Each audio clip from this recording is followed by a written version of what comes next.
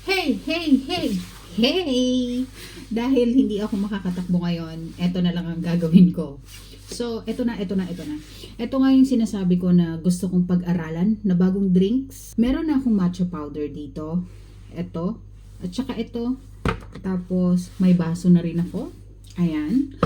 Bago ako mag-decide na gumawa or pag-aralan yung matcha powder, syempre, nag-search muna ako kung may mga materials or supplies ba akong makukuha o makikita dito sa Israel.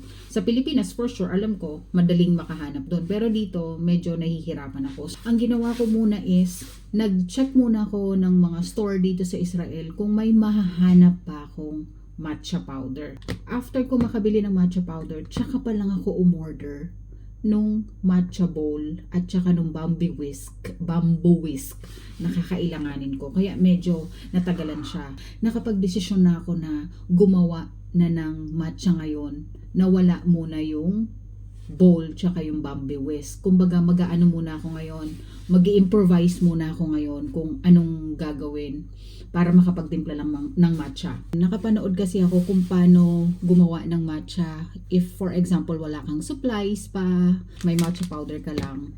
Ayun, may nakita naman ako na pwede ka daw gumamit ng ganito. So ngayon, ito yung pinaglagyan ng Nutella.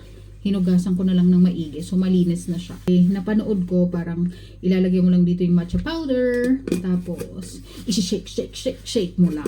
Ayun.